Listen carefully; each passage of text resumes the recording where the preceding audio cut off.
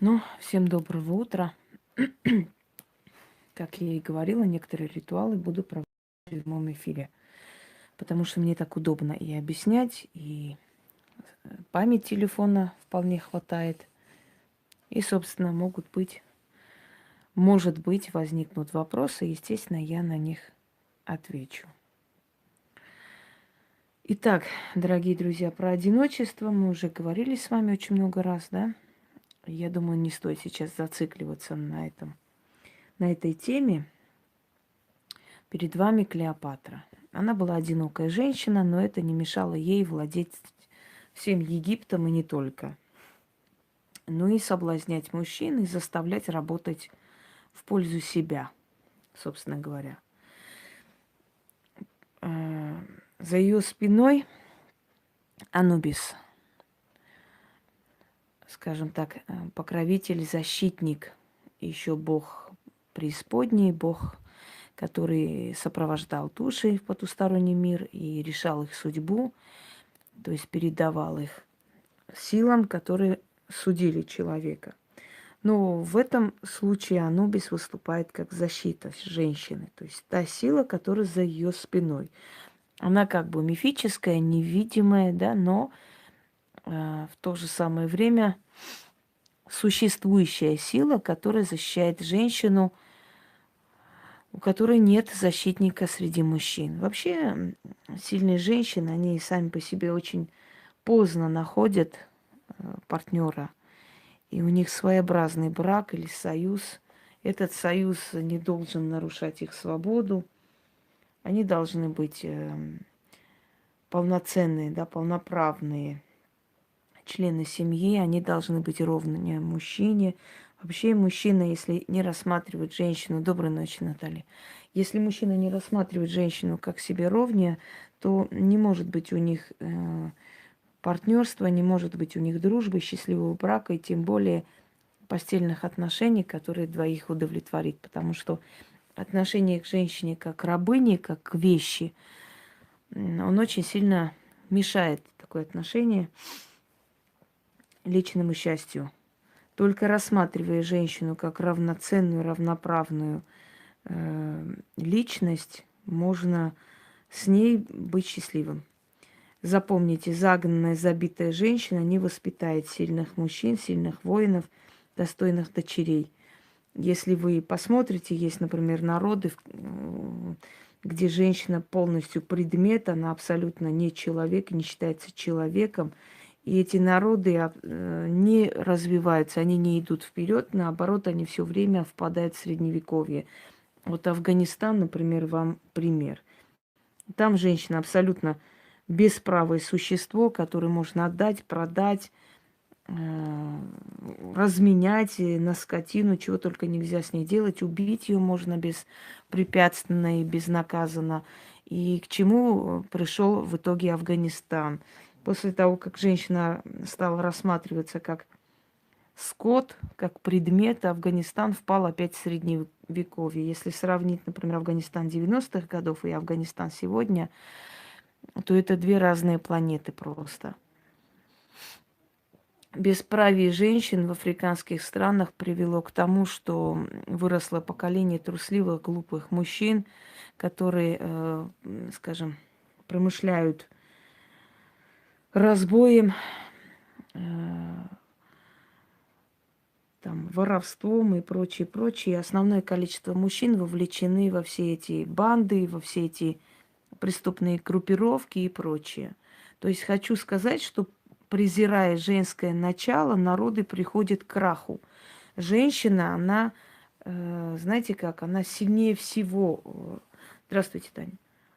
У женщины сильнее всего связь с потусторонним миром и с потусторонними силами, и она берет их благословение. Если мужчина уважает свою жену, если мужчина считается ее мнением, если мужчина относится с любовью к своей женщине, то он удачливый мужчина и в бизнесе, и в жизни. И если мы вспомним с вами всех султанов, ханов, правителей, там, императоров, которые были счастливые, да, счастливы в браке, то их карьера, их правление было справедливым, спокойным, богатым, достойным. А мужчины, которые были несчастливы, мужчины, которые не любили своих женщин, мужчины, которые искали на стороне утешения. Это были жестокие, ожесточенные, бесчеловечные люди, которые не считались ни с чем. Вспомните времена Ивана Грозного, например. Вот пока была жива Анастасия, он с ней был счастлив, он ее любил.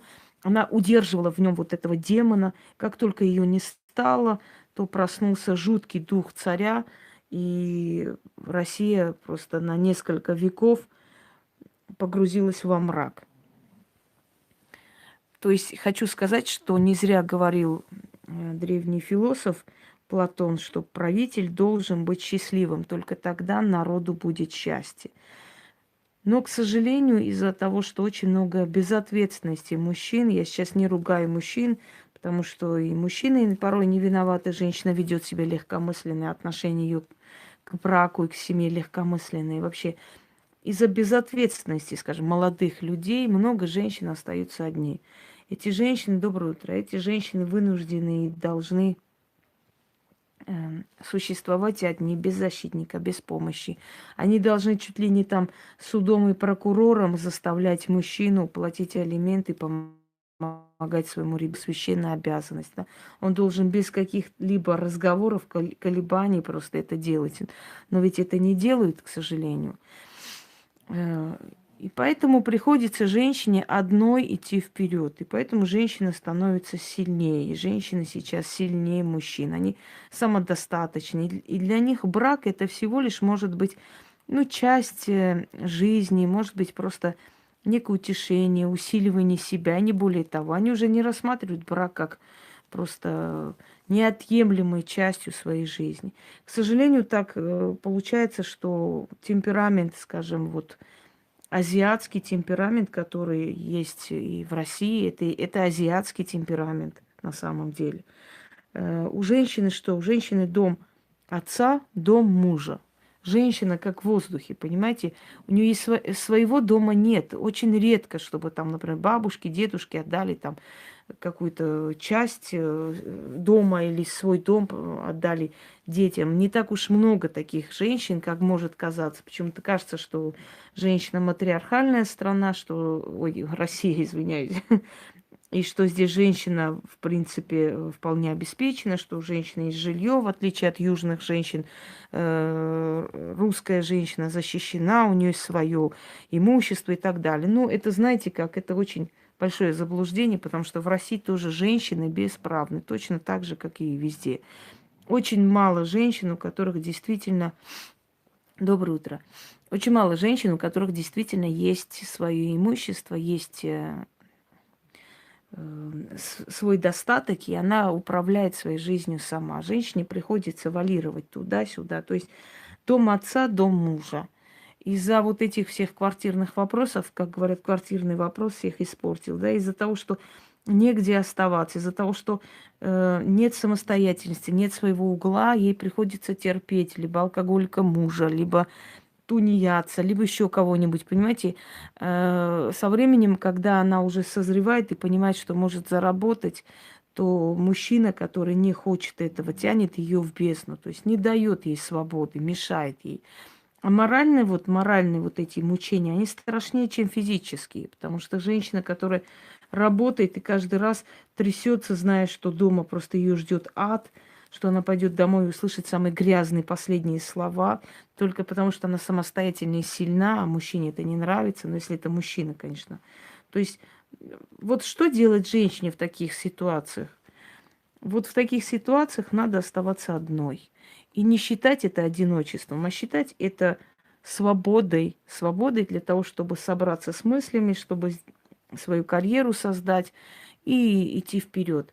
Мне сегодня Татьяна, не буду называть ее фамилию, она вообще очень разумная женщина, и я знала ее, когда она еще была замужем, и очень много было сделано, чтобы она получила эту свободу, чтобы у нее было свое жилье, и я рада за нее, что все получилось, как мы хотели. Она сказала такую вещь: я не просто так сидела замужем в эти годы, я за эти годы получила несколько образований, получила права, получила, там, выучила иностранные языки и так далее. Понимаете, женщина, понимая, что в итоге ей придется, доброе утро, придется остаться одной, она поняла, если она умная женщина, что ей придется самой тянуть ребенка, и она эти годы посвящает тому, что просто получает, вкладывает в себя, как я и говорила, чтобы потом у нее были и навыки, и знания и так далее. Дорогие женщины, хочу вам сказать, что самодостаточная, сильная женщина, она вызывает уважение. Мужчина с одной женщиной может вести себя вот так, с другой женщиной совершенно по-другому, понимаете? Поэтому не гарантия, что если мужчина там с ней так грубо себя вел и с вами может так вести. Нет. Он видит, что вы от него не зависите. Он видит, что вы самодостаточная личность. С вами это не пройдет. И для того, чтобы так было, не нужно всецело растворяться в мужчине. Не нужно считать, что только мужчина есть источник вашего счастья, благополучия и так далее. Нет. Вы сами должны быть счастливы, и этим счастьем потом делиться с другим человеком. Не делайте из мужчин культ, не делайте из них смысл жизни. Они просто ваши друзья, они просто ваши соратники. Будьте женственны, будьте им друзьями, будьте им близкими людьми. Но никогда в жизни не растворяйтесь в мужчине настолько, чтобы забыть о том, что завтра, послезавтра может его вдруг не стать, потому что в мире существует такое понятие, как смерть, знаете ли, никто не застрахован, что завтра он может уйти, например, или вам надоесть, или что-то не то случится, вы разлюбите. То есть всегда имейте козырь за спиной, имейте свое жилье, имейте свои навыки. Пускай ваш брак будет вечным, это хорошо, но на всякий случай, знаете как, чем больше вы к этому готовы, тем меньше вероятности, что это будет. Потому что судьба испытывает человека как раз таким образом, что дает вот внезапно, неожиданно то, чего человек не ожидал и к чему он не был готов абсолютно.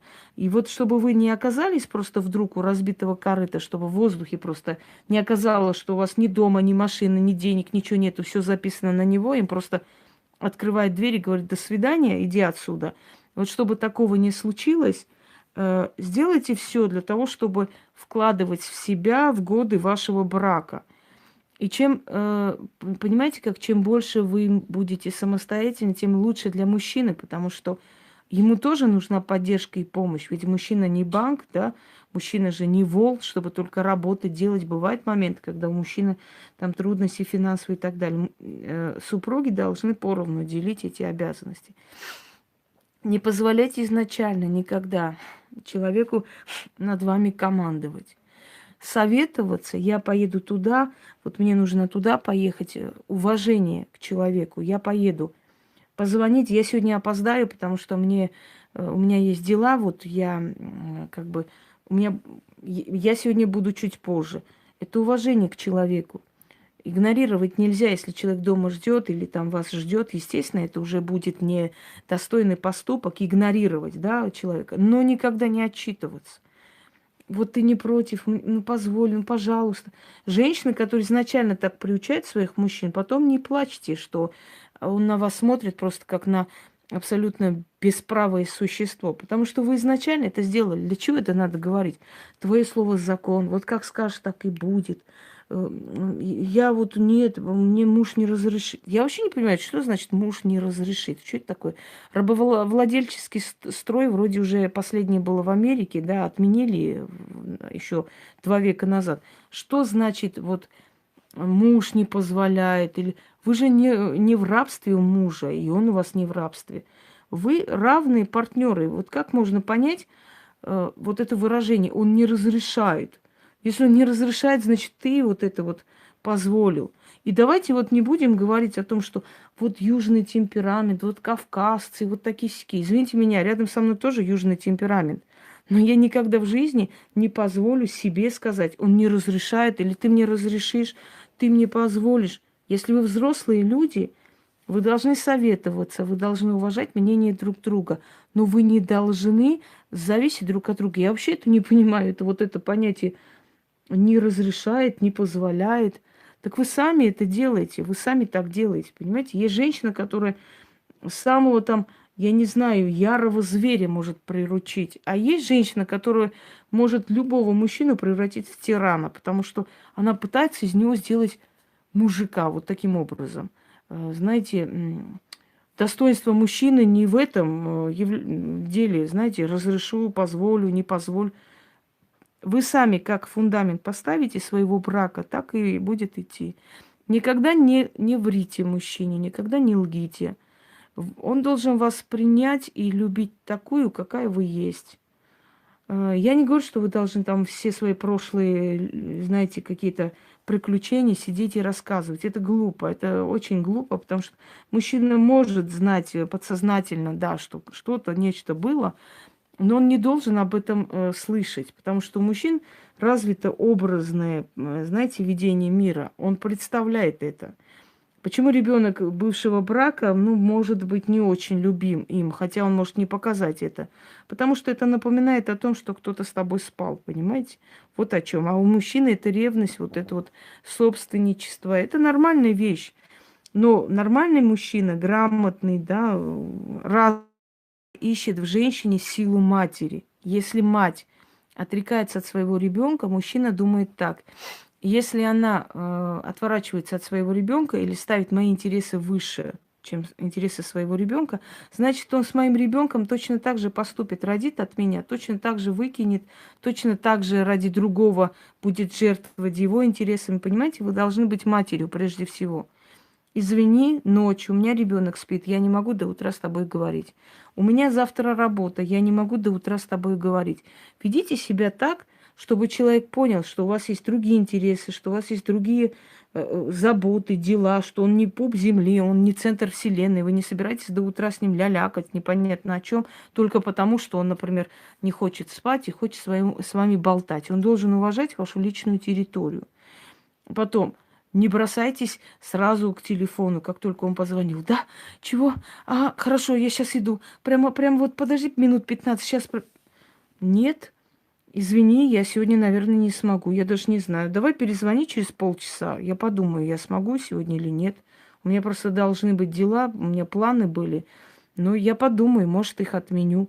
Вот таким образом, даже если вам ничего не надо делать сегодня, и никуда вы не собирались, даже если вы сидели прям секунды, считали, когда он позвонит, не показывайте ему это изначально, что вы зависите от него, что он для вас как воздух. Это глупо, дорогие друзья, это очень глупо, и это потом вам боком выйдет. Со временем вы поймете, насколько вы глупо себя вели изначально. Постройте отношения так, чтобы он без вас жить не мог, но не наоборот. Я не знаю, я сегодня не смогу. Или не берите телефон. Вот один раз он звонит, не берите телефон. Вечером позвонит, спокойно, невозмутимо. Да? А что такое? А, ты звонил? Так я просто телефон оставила, мне были дела. Чтобы мне не мешали, я просто поехал без телефона. А что? А, ты звонил? Ну, ладно, ну что теперь? Я же не знала, что ты позвонишь. Спокойно, чтобы мужчина возмущался. Как так? Ты телефон оставил? Ты же должна была сидеть прямо и считать секунды, когда я позвоню. А ты телефон оставила? Как такое может быть? Понимаете?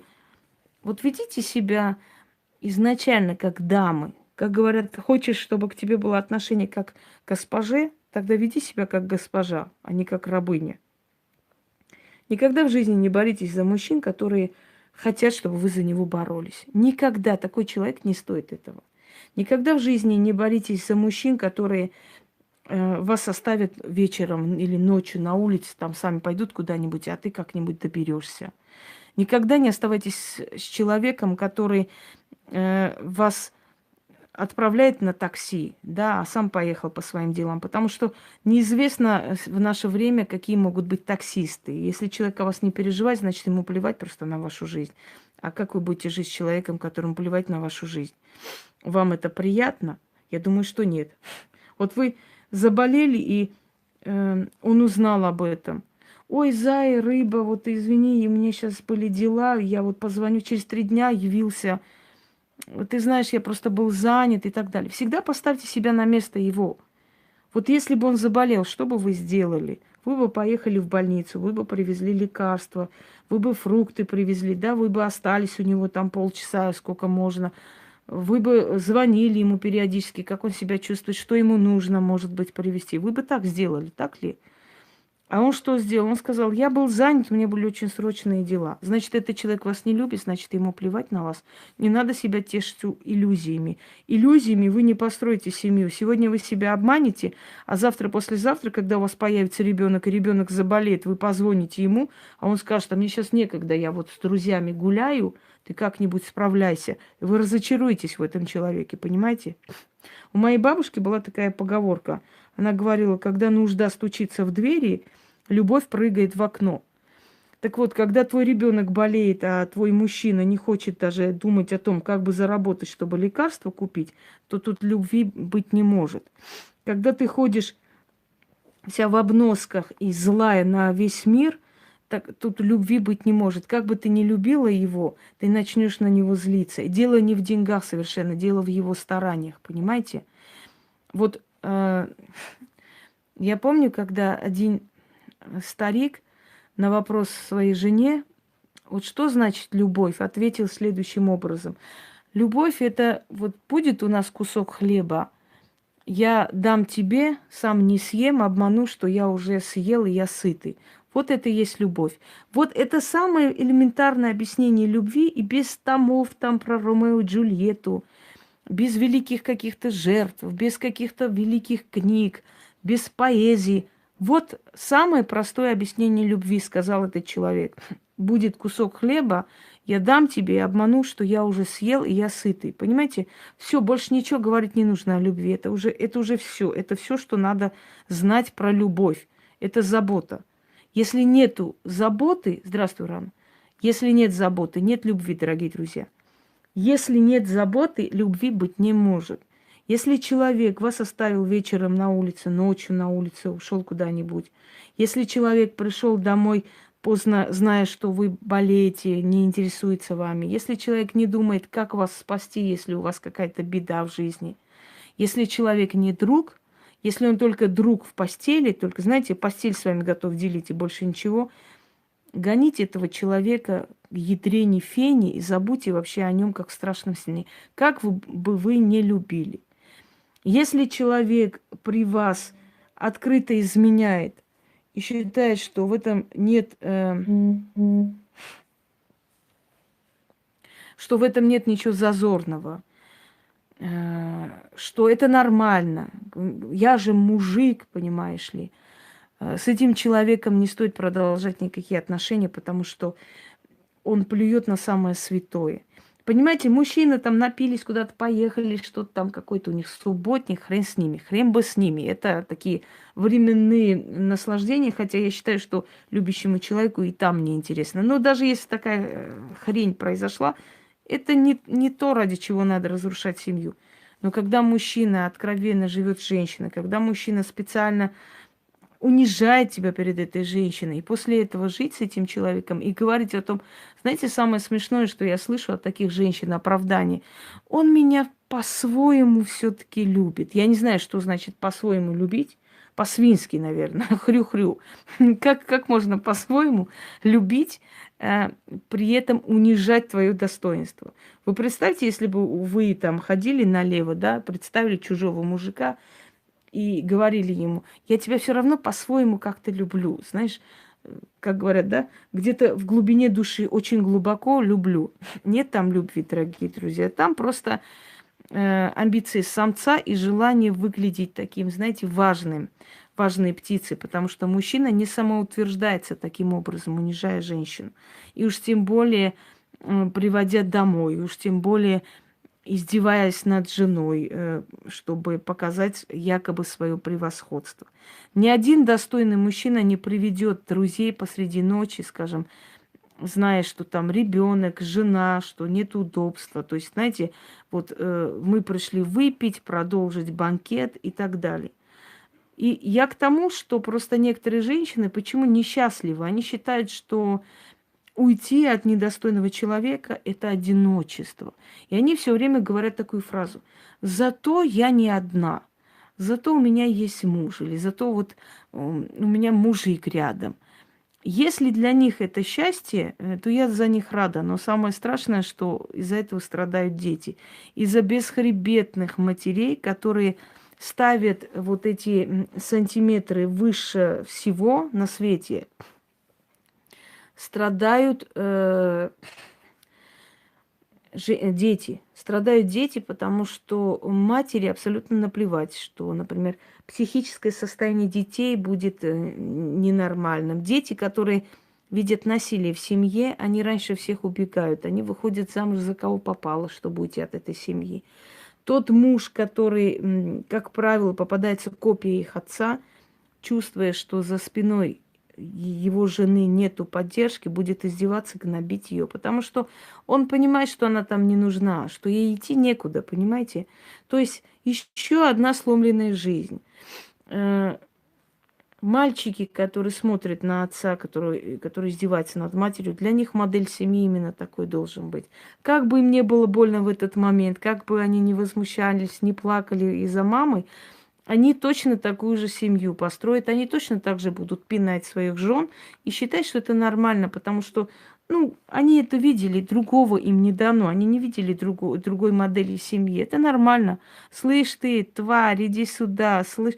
Для них это нормальная вещь, не чисто женская, это наоборот, это двусторонняя тема, просто это касается именно женщин в данный момент, поэтому я, собственно, о них и говорю. Я всегда говорю, дорогие женщины, никогда не начинайте свою семейную жизнь с приворота. Это большая глупость, потому что приворот – это все-таки насильное порабощение мужчины. Как бы это ни было частью магии, уважайте себя. Уважайте, когда мне пишут, вот мы встречаемся, вот он меня любит, а я его хочу приворожить. Я говорю, зачем? Дай естественным путем судьбе решать. Если боги вас привели друг к другу, зачем привораживать, зачем ломать ему психику, судьбу, жизнь и себе в том числе? Зачем? Ведь ты же говоришь, мы любим друг друга. Ну тогда естественным путем это идти. Кто сказал, что приворот это панацея от всех бед? Приворот это по сути порча. Это порча относится к черной магии. Приворот это подселенец, который подселяется в этого человека, и этот подселенец тащит его к тебе. По сути, потом он будет издеваться над тобой, измываться, все что угодно с тобой делать. Ты от него не сможешь избавиться, ты не сможешь с ним жить. Это ад начнется, поймите. Привороженный, понимаете, поэтому, нету здесь ничего веселого, радостного и ничего полезного, чтобы привораживать и начинать свою семейную жизнь с приворожения. Итак, если вам боги дали одиночество, самое смешное, когда я смотрю, как эти могуйки там выставляют всякие, укрепление отношений, там, как вернуть, там, как помириться после ссоры, укрепить, не знаешь, зачем это нужно укреплять, если боги посчитали, что вы друг для друга не созданы, и вам дали шанс новой жизнью жить, понимаете, то почему? Так плевать на людей, если они осуждают одиноких. Вообще чихать на людей. Мы же не живем ради людей. И не люди должны решать нашу судьбу. Ничего себе. Люди, может, завтра скажут, задницу открой, будешь открывать. Люди скажут. Да плевать на людей. Вообще плевать и чихать, что там люди скажут, что там люди будут думать о тебе или говорить. Потому что люди не чище тебя, не лучше тебя. Люди осуждают и обсуждают любого человека. Когда ты поднимаешься, все твои грехи забываются, понимаешь? У тебя появились деньги, власть, у тебя дома есть, у тебя есть имущество, имя. Все им плевать абсолютно этим людям, кем ты была вообще в прошлом, если хотите знать. Поверьте мне, люди двуличные, люди продажные. Кто такие люди, чтобы ориентироваться на людей? Каждый, кто осуждает одиноких, в своем прошлом была просто потаскушка. А сегодня сидит, вот устроилась уже в своей жизни, нашла какого-нибудь ишака, села верхом на этого ишака и вот обсуждает всех. Вот это одинокие, те одинокие. Кто бы спросил, а ты кто была вообще в своей жизни? Ты свою молодость вообще не помнишь? Понимаете? Так что давайте не будем о людях. Приходит внук к бабушке и говорит, бабуля, а что такое любовник? Чего-чего? Любовник, что такое? Она такая, любовник, пытается вспомнить такой. Твою мать! Побежала, оторвала ковер со стены, открывает потайную дверь, и оттуда скелет на нее падает. Так что, дорогие друзья, у всех свои скелеты в шкафу. Да, в принципе, тема-то просто так предисловие. На самом деле, тему открыла для того, чтобы подарить ритуалы одиноким женщинам, потому что тема одиночества, вообще женщин и так далее уже столько затронута, я думаю, что одно и то же говорить нет смысла.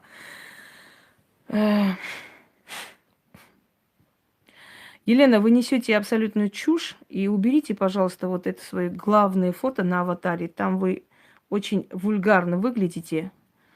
Э, Просто вот на аватарах вот такие фотографии, если будете ставить, я вас уверяю, гарантирую, вы всю жизнь будете одиноки, потому что мужчины не любят, когда женщины просто выставляют себя на показ, как будто хотят дороже продать. Понимаете? Всегда мужчина должен видеть в женщине женское начало. Да, можно одеваться открыто, можно одеваться как бы свободно, красиво, но не одеваться вульгарно. Вот эти аватары с этими открытыми, не знаю что. Мне как-то одна женщина отправила свою фотографию, там, значит, на WhatsApp она сидит, у нее, извиняюсь, грудь такая висячая уже, ну, не первой свежести, и прям одни соски закрыты, и вот она сидит такая вся в такой позе кошки, и говорит: Инга, вот все мужики прям один день со мной остаются и убегают. Я смотрю, думаю, если бы я была мужиком, я бы полдня даже с тобой бы не осталась. Понимаете, как вы себя показываете, как вы преподносите, так к вам и относятся. Показывайте себя шлюндрой, к вам такое будет отношение. Будете вы одиноки. Так, спасибо. Скажите, пожалуйста, если опаиваем чем-то, это тоже приворот? Естественно, приворот. А что это такое, опаиваем? А зачем опаивать? Вы себя не уважаете? У вас нет уважения к себе? Самоуважение вообще куда пропало женское? Нахрен нужен мне мужик, которого я должна опаивать, начитывать, чтобы он со мной был? Я умею это делать, я для себя в жизни не делаю и не сделаю никогда. Мне подчиненный не нужен, мне нужен человек, который меня любит, а не сидеть и думать, вот если я завтра перестану на него читать, он убежит. Нахрен он мне дался?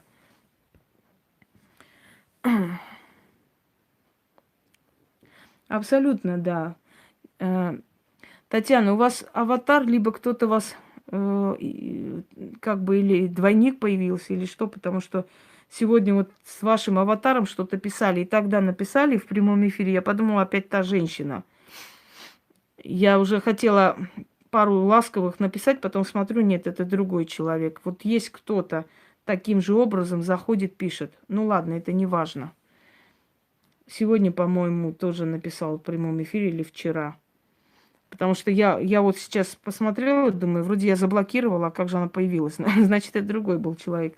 Перепутала я вас, потому что аватар один и тот же. Конечно. Зачем привязывать его насильно? Как себя потом уважать после этого? Понимаете, как я считаю, что привязывать мужчину, начитывать, чтобы он тебя любил, это все равно как начитывать на своего ребенка, чтобы он тебя любил.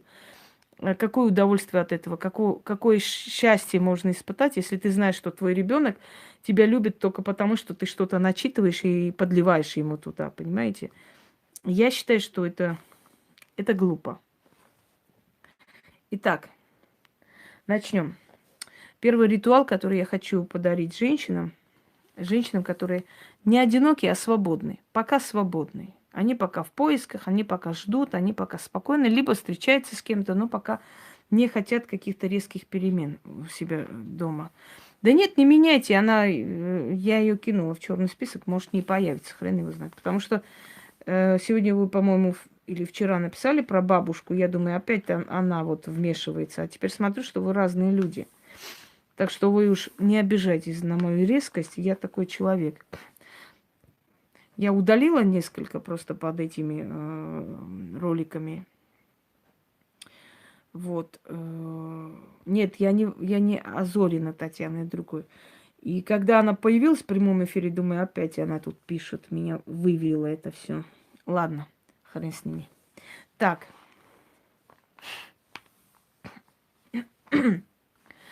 Если мужчина не платит, хотел сказать, не платит дань, но это одно и то же.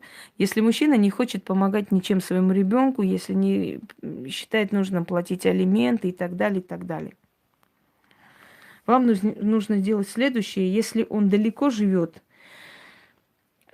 то, ну, я сейчас вам объясню. Вам нужно 6 камней забрать с реки или вдоль реки. То есть вот река быстротечно, или может родник. То есть, ну, вода, которая стекается, которая двигается. Потому что я говорила всегда, что река – это символ жизни, движения вперед.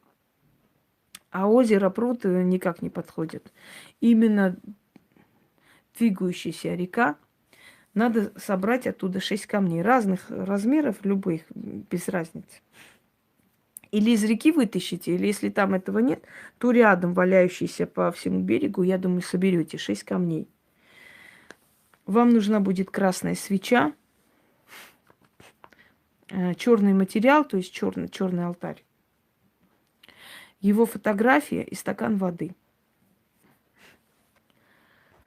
Значит, привет, Ян, не спишь? Значит, стакан воды, красная свеча, черный алтарь, 6 камней забрать или с реки, или вдоль реки, просто идти по берегу и собрать. Эти камни круг, то есть выставляйте как круг. Просто круг выставляйте, посреди ставите красную свечу и вот этот бокал воды. Просто родниковая вода, обычная вода, любая. Из-под крана подходит вода. Значит, поставили. Ой. Давайте так, мужей невозможно увести, если они сами не предатели. Я вам говорю, однозначно 1000000%. Уводят только мужчин, которые склонны предавать, которые слабохарактерны. Сильных мужчин, любящих мужей, никто не уведет никогда. Привет, Ольга. Так вот, вот эти 6 камней, значит, красная свеча, черный материал, алтарь, стакан воды или бокал воды, и рядом его фотография. Читайте 6 раз. Ну, в конце я объясню, как. Если он рядом живет, отнесите эти камни и оставьте возле его дома. Если он живет далеко, эти камни отнесите обратно к реке. И положите, ну, не надо там ходить и ложить на их места, просто положите рядом с рекой. Начали. Как река несет воды свои в море, так ты неси деньги свои ко мне и к твоим детям или к твоему ребенку. Как река не жалеет воды, а орошает деревья и берега свои, так ты не жалей денег, неси их мне и своим детям. Как не иссякнет вода в реке, так не иссякнет твоя щедрость ко мне и к своим детям. Берете его фотографию, кидайте под ногу, переворачивайте просто и становитесь на фотографии ногами, босыми ногами. Берете бокал воды в руку и говорите: подчинись моей воле. Река несет воды в море, а ты деньги неси ко мне. Вода во мне, деньги ко мне. Заклинаю. Итак, вот первую часть, до того, как взять его фотографию, кинуть под ноги, читайте 6 раз. Потом берете бокал в руки, кидаете фотографии, становитесь на фотографии босыми ногами и читайте опять 6 раз. И выпивайте эту воду. Если ваш муж живет рядом с вами, и вы можете поехать в его район и возле его дома разложить эти камни. Или, ну, прям возле его входа не стоит, ну, смотря где он живет. Если это частный дом, то можно, он не заметит. Если это такой дом, он заметит. Вот возле того дома, где он живет, оставляйте эти камни и уходите. Если он далеко находится, отнесите на берег реки, оставьте там и уходите. Через некоторое время он начнет вам давать денег. Только вот эти ритуалы, учтите, вам надо будет периодически повторять, потому что это те ритуалы, которые на несколько раз помогают. Понимаете, вашей энергии хватит на несколько раз. Вы же хотите сами делать, чтобы особо не ходить, не платить и так далее. Вот я вам предоставляю эту возможность. Но вам нужно будет делать периодически. Те же камни не надо подбирать. Подберите уже другие камни, где река. Некоторые люди спрашивают: я вот снимаю квартиру и так далее, можно? Без разницы, там, где вы живете, вы можете делать ритуалы и на удачу, вы можете очищать, вы можете призывать эту удачу. Вы же там живете. Неважно, вы снимаете или нет, это ваш дом в данный момент. Так что можете делать там, где живете, где там находитесь, неважно. Итак, далее пойдемте. Вот чтобы дети ваши вам подчинялись, потому что матери важно, чтобы дети слушались Тем более, если она одна, если немного дети избалованные, да, чтобы они постоянно или не были под влиянием отца, или бабушки, или еще кого-нибудь, то есть они слушались. Потому что одинокой женщине иногда трудновато справляться с детьми, потому что иногда дети манипулируют матерью, понимаете, мол, вот пойду к папе, еще что-нибудь. Чтобы таких вот не было вообще нюансов, купите мед, настоящий мед. Заговаривайте на мед, и по утрам дайте им кушать, там, мажьте на хлеб или в чай и так далее. Желательно, если они любят мед, хотелось бы. Если вообще не едят, ну чуть-чуть постарайтесь перемешать с водой или как-нибудь с соком, или как-то им дайте пить. Начитать нужно на мед 7 раз. В улье пчелиной матка пчела, ей все пчелы подчинены, без ее воли никто никуда не улетает, нигде не бродит. Все несут в улей пчеле матке, да под ее властью живут. Так и детки мои, под моей властью, да под волей моей. Да будет так, заклинаю. Очень сильный заговор. Это все, знаете, что создано не просто так, с воздуха. Это все создано, взяв за основу очень сильные поверья, понятия, да и другие более сильные ритуалы древности. И вот то есть по той системе, по тому принципу созданы эти ритуалы. Следующий момент.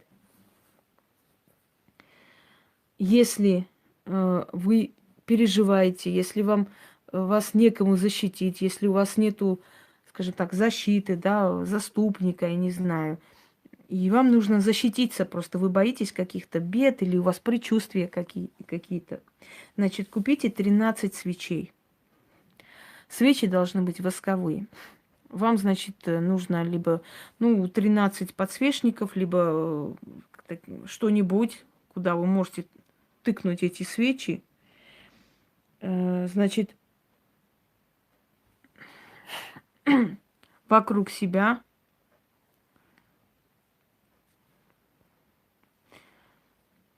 Под видео отречение от рода не может такого быть.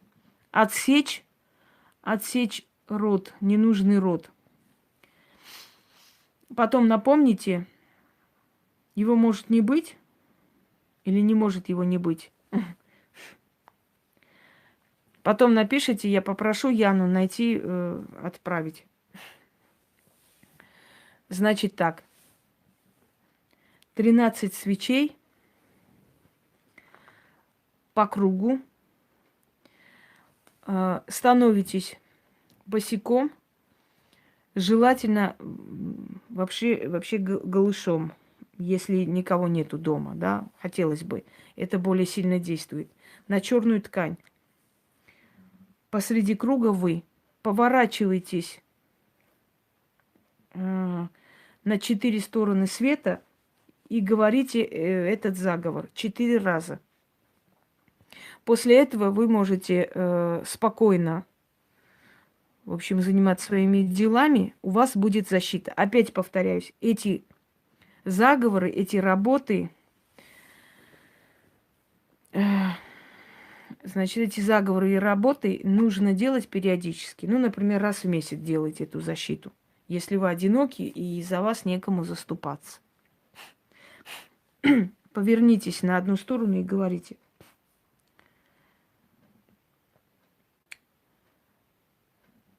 юг, я призываю тебя и взываю к твоим силам. Я без защитника мужчины, но у меня есть ты и твои силы. Защити меня во имя древних теней. Повернуться к северу. То же самое. Север. Я призываю к твоим силам, я взываю к тебе. Я без защитника мужчины, но у меня есть ты и твоя сила. Защити меня во имя древних теней. И вот так повернуться на 4 стороны, восток, запад, говорить то же самое в конце. Да будет так. Вам нужно подождать, пока свечи не догорят. Поэтому сделайте так. Круг сделайте пошире, чтобы вам сесть минут 5-10, пока они не догорят. Это должны быть маленькие восковые свечи. Когда они догорят, Соберите эти огарки свечей с 13 пятаками, 5, 13 пятаками. Идите на перекресток, оставьте там, ну не прям в этот день, в течение 3 дней вы можете это сделать. Вы можете делать это вечером. Оставляйте огарки свечей, поворачивайтесь, кидайте через левое плечо 13 монет и говорите: откупаюсь, покупаю защиту. И идите, не оглядываясь. Далее. Если вам встретился мужчина, покровитель, не знаю, он вам нужен в данный момент, да, вы хотите с ним некоторое время провести, вы хотите, чтобы он вам помогал, дарил дары. И вообще я очень много давала такие ритуалы, если помните, чтобы сосватали, там подарить, начитать, чтобы дарили подарки. То есть их тоже, естественно, вы можете использовать. А здесь я вам дополнительно дарю. Берете его фотографию и читаете на фотографию. Ставите красную свечу, его фотографию и садитесь. С 12 до 3 часов вы можете это делать в любое время, но с 12 до 3. Когда космос свободен, когда Вселенная свободна, когда, скорее всего, он, наверное, спит, может быть. Не обязательно, но желательно, хотелось бы. Читайте на фото. Зажигайте красную свечу, читайте на фото. 13 раз. Самсон Далиле доверил свою тайну, подчинился ее воле. Я твоя Далила, ты мой Самсон, мне знать твою тайну, мне вызывать у тебя доверие, мне стать твоим путником, мне получать твои дары. Да будет так. Оставляйте красную свечу гореть, примерно час. Потом пальцами потушите, и вот так продолжайте 7 дней, то есть 7 ночей кряду. Возьмите большую свечу, если она догорит, значит, поменяйте. Через некоторое время вы заметите, что этот человек начнет ближе к вам подбираться, может быть, доверит вам что-то, может, попросит там, например, переоформить на вас какую-то там недвижимость, может, захочет вам помочь, подарки дарить, а может, влюбиться и жениться, всякое может быть, смотря с каким рвением вы прочитали, смотря для чего силы вам отправили этого человека. Периодически повторять, думаю, что не нужно мне одно и то же говорить, да?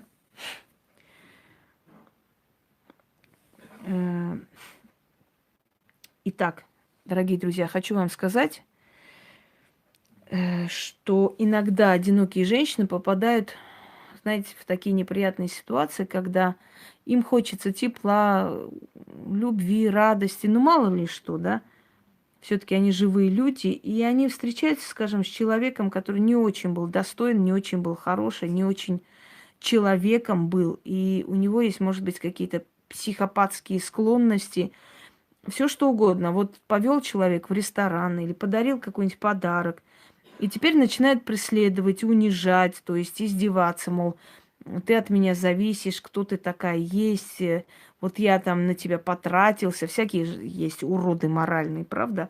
И доходит до того, что уже вам страшно становится за себя, за ребенка.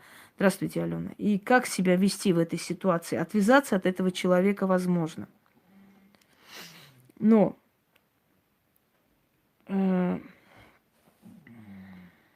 сейчас я вам объясню, каким образом это делать. Вам нужно взять черную свечу, да, черную свечу и желтую свечу, то есть черный воск и желтый воск. Желательно найти черный воск. Если вы не найдете ни в какую, знаете как, можно заказать, можно сейчас все возможно, но если воск не найдете, можете в крайнем случае черный парафин взять, но желательно, чтобы вы взяли именно черный воск, потому что воск обладает особой силой. Черный воск и желтый воск. Зажигайте эти свечи, ставите стакан с водой. Возьмите где-нибудь, может, в аптеке вот эти вот штучки для Ну, в общем, ну, чем кровь берут, вот эту вот хрень, как он называется, колоть палец, чтобы вам не пришлось бритвой или чем-нибудь еще это делать. Я понимаю, что это неприятно, потому что нервные окончания находятся на пальцах. И, скажем так, на кончиках пальцев, да, иногда люди говорят, что с вены легче кровь сдавать, чем с пальца, поэтому это делать очень неприятно. Но если вы хотите раз и навсегда отвязаться от этой твари и обезопасить себя, вам придется это сделать. Значит, заживайте, да, скарификатор, господи, или как-то там по-другому. Зажигайте эти свечи ночью, ну, в темное время суток. Ставите бокал с водой или стакан с водой, чистой водой. Колите себе палец, капаете кровь туда, читаете 3 раза и выпивайте эту кровь. Оставляйте догореть эти свечи, ничего не трогайте. Потом в конце скажу, что делать. Поверьте мне, он от вас отвяжется.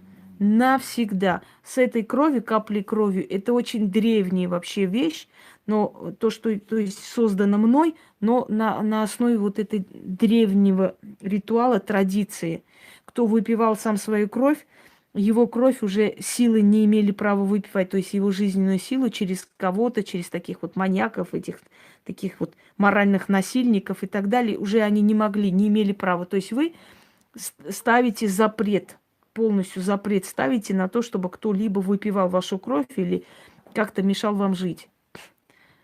Свечи, посредине вода, вот эту хренюшку, чтобы прокалывать палец. Прокололи палец, капнули туда воду, взяли бокал в руки, прочитали сверху. Читать на воду, это, я вам объясняю, это приближать губы к воде, то есть так читать, чтобы ваше дыхание шло к воде. Понимаете, вы как с водой разговариваете. Читать 3 раза и залпом выпить эту воду вместе с кровью. Итак, Отец неба, Матерь земля, мою кровь не враг выпивает, я выпью сама. Моя кровь во мне, моя душа только моя, моя свобода ко мне. Освобождаюсь от злого врага. Мать-Земля его злые дела схоронит, небо-Отец проглотит его злую силу. Я освобождаю себя от его власти, от его угроз, от его преследования. Моя кровь во мне, моя свобода ко мне. Сгинь, злодей, в земле, растворись в воздухе. Да будет так. Залпом выпить. Свечи должны догореть. Берете огарки свечей, кусок черного хлеба, заранее подготовьте, и кусок сахара. Идете на перекресток. Вот так ложите просто и говорите: покупаю свою свободу от его имя. Плачу хлебом и сахаром, да будет принята плата, заклята. И уходите. И через некоторое время у него появятся такие проблемы, такие трудности в жизни, что ему вообще будет, знаете ли, не до вас. Он отстанет 1000000%. Но сделайте это. Если даже это не обязательно преследователь женщины, если преследует вашу семью, это можно применить и в этих случаях людям. Когда преследует его там коллекторы, ну, очень много всяких там людей. Рот закрыть не клеветал, есть такой тоже. Поищите среди моих работ. Могут отстать люди, и ну, человек, желательно один человек, влиятельный, сильный, агрессивный, ну, в общем, вот от этого человека. Он отстанет и уберется из вашей жизни. Если вы хотите, чтобы мужчины обращали на вас внимание, вот вы решили пойти в ресторан куда-нибудь, еще куда-нибудь, да? Да, уже дарю. Серьезное, но, повторяю еще раз, делают только тем людям, которые в себе уверены. Берете щепотку соли, кидайте в воду, читайте над водой 6 раз и умывайте лицо. После этого можете наносить косметику, как хотите. Соль в еде, соль в воде, соль в земле. Как без соли еда не еда, так без меня веселье не веселье. Я соль земли, я дающая вкус, вкус и дарующая радость. Господи, уже как соль каждому нужна, так я каждому важна и незаменима. Сверкать мне, как солнцу среди туч, всяк меня заметит, приметит, быть мне лучшей среди лучших. Заклинаю, заклинаю, заклинаю, что хочу, то получаю. Да будет так. Умыться. Ну, если все подписчики уверены, пускай делают. От меня ничего не уходит. Итак, дорогие друзья, если есть у вас вопросы, задавайте. Если нет, то я потихоньку отойду. Друзья мои. Так, чат пропал. Это ритуалы, которые нужно периодически повторять. Потому что, еще раз говорю, и эти ритуалы можно дать женщинам, например, да, может дать женщинам практикующий человек, для того, чтобы усилить эффект или работу, например. Вот вы человеку помогаете, спасаете от преследования людей, от каких-то опасностей. Но в то же самое время говорите, и вы сделаете тоже вот то же самое, скажем так, тоже примените этот ритуал и усилите мою работу. Можно иногда, когда вы работаете с людьми, можно иногда давать им ритуалы, сделать те ритуалы, которые можно, чтобы усилить и быстрее сделать, потому что они расстояние. Я уже сказала, как откупаться, я уже об этом говорила, сейчас сказала. Если я говорю, значит, так и делать. Не говорю, значит, этого делать не нужно. Во всех остальных случаях я тоже подробно объясняю, как нужно делать и так далее. Настолько подробно, насколько просто невозможно объяснить. А знаете, почему я подробно объясняю? Потому что я знаю свое дело и свою работу. Люди, которые не знают свое, да, не знают, как себя, не знают то, о чем говорят. Вот прочитали, хотят выглядеть умными, а вот на деле они не знают. Поэтому они не советуют, не говорят подробно, потому что для того, чтобы советовать, самим надо знать. Пожалуйста, Татьяна.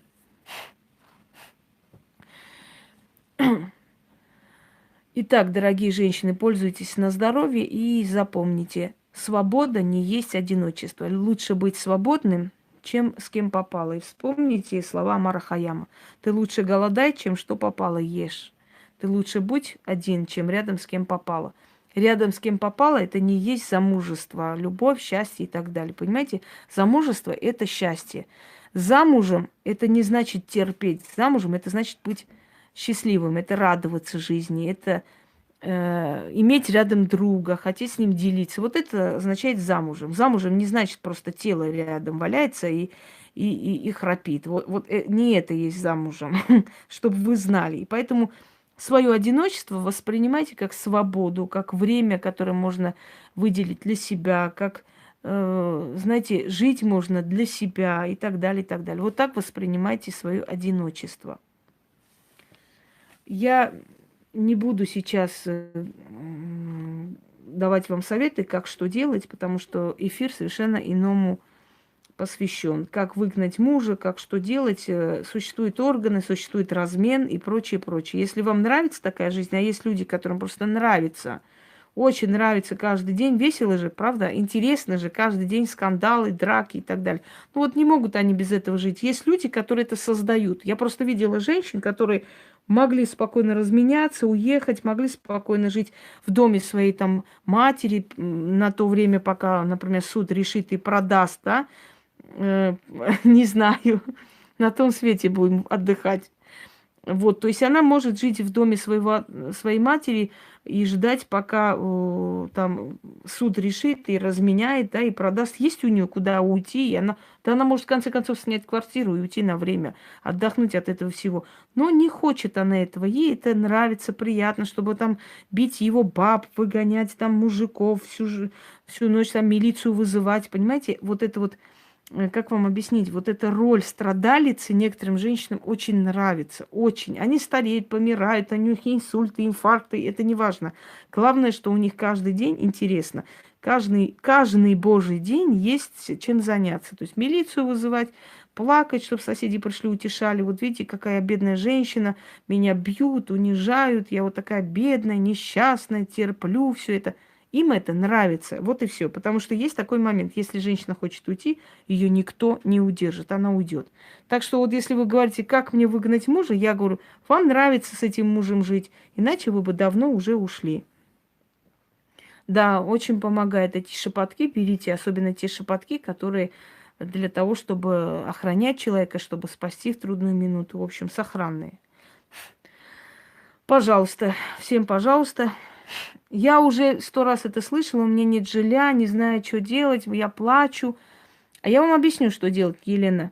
Уйти, снять квартиру, подать в суд, чтобы разделить это жилье. Когда вы продадите, взять свою долю и купить то, что вы хотите. Вот что я вам скажу. А если вам нравится жить в доме, пожалуйста, живите, значит, вам это приятно. И не ищите никаких причин.